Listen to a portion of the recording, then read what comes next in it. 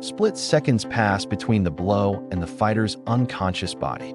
Fans rejoice because they've gotten their share of action in the cage, and only the defeated fighter will have to bear the full brunt of the consequences of a crushing defeat, which almost always remains behind the scenes.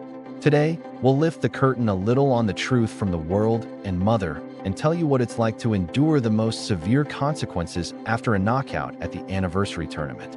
The American company not only earned record sums at the time, but also captured one of the most legendary knockouts in the history of mixed martial arts for video archives.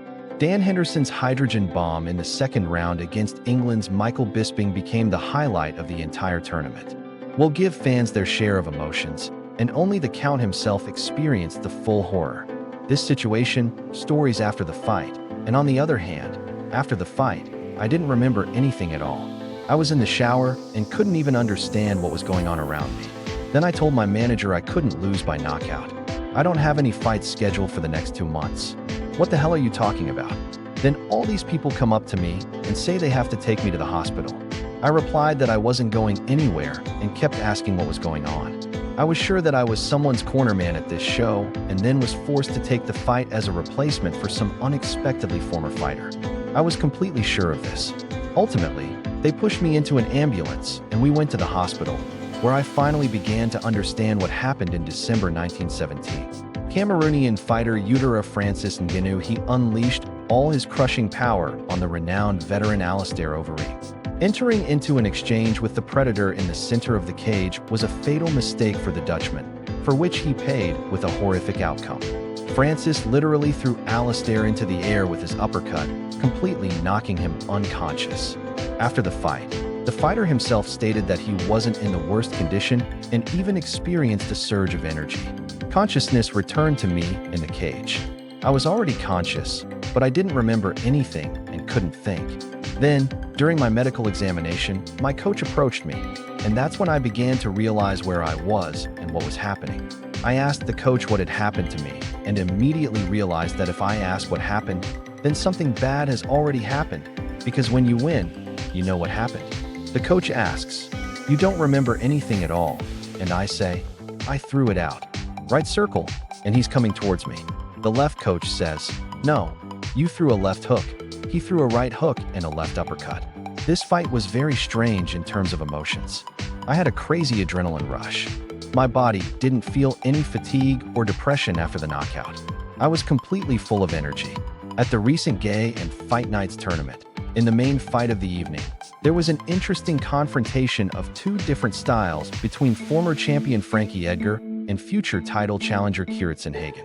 Both fighters had to identify each other's weaknesses and fully exploit their advantage in the fight from the very first seconds. The New Jersey native began to apply pressure, trying to quickly perform a takedown. Our Towson Hagen was prepared to jump from Frankie, who had completely turned on his processor with his knee. Only gave an interview a couple of days later, in which he said that it was pretty hard for him to recover from such a defeat. "What is it? This is a tough sport. This sucks." The guy on the other end of the line could easily have been him. The first thing I remember when I woke up was me sitting there with swatches around me, Mark and Cardo next to me, and I asked, "Mark, what happened?" He was like, "You had a fight," but I couldn't remember who the hell I fought. I asked who I fought.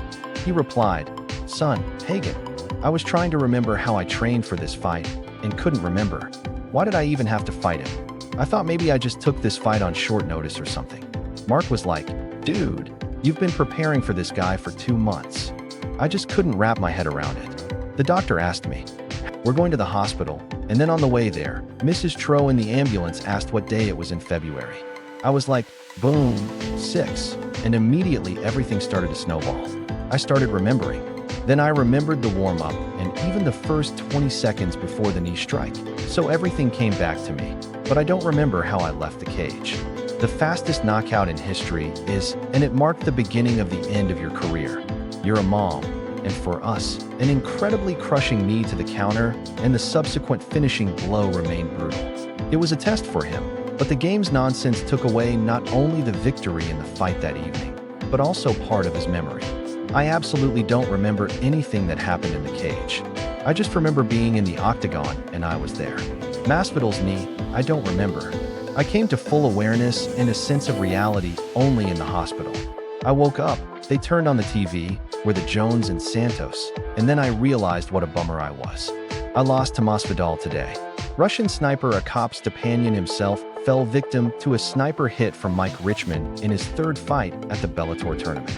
As the fight gradually picked up, Akop began landing more and more hits until, at one point, he failed to shake his opponent and failed to capitalize on his success. Stepanyan took place. He dropped his hands, having missed a knockout hit.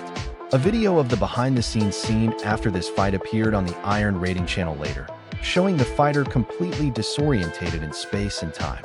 Now, of course, subscribe What Year City Somewhere Chris, or at the peak of his career amazed with the strength of his jaw. Many fans knew that it was very difficult to drop this guy, and the fighter himself talked about the secrets of his impenetrable chin.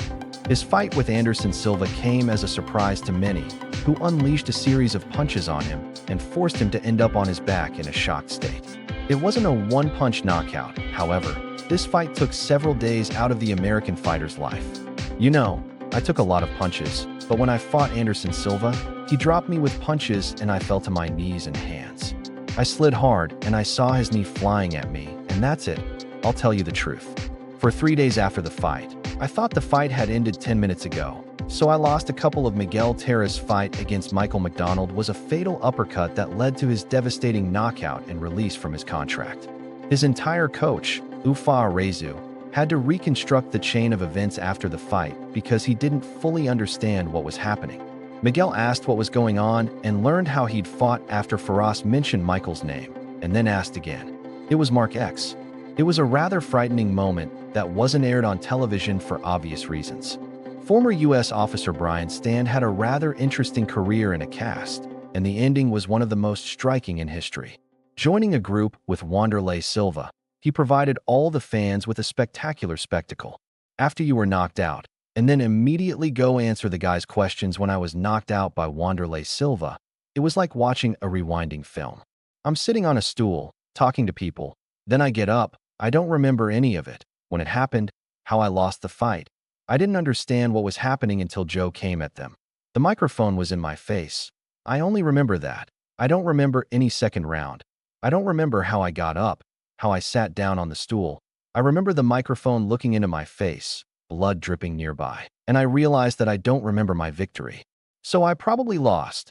I had no idea I lost the fight until that moment. And then I went and gave a post-match speech, the only knockout loss of Stephen Thompson's career, in a sensational fight against Anthony Pettis, in which few believed in this fight.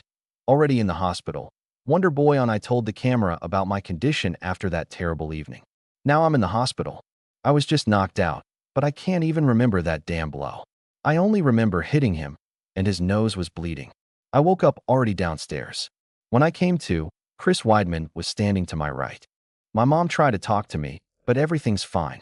It happens, especially when you've been in this sport for so long. I'll be back.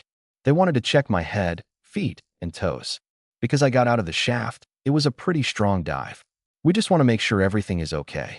The worst night of Daniel Cormier's career happened in July 1977, when he lost by knockout to John Jones. Despite the fact that he managed to give an interview after the defeat, the former champion said it was all a blur and he doesn't even remember leaving. I don't remember anything from that moment. I don't even remember leaving the octagon. I'm missing about 10 minutes of my memory. Of course, I had a concussion. I just don't remember those 10 minutes, and I'm not entirely sure I'll ever be able to remember winning. Friends, don't forget to rate the video and leave your opinion on this matter in the comments.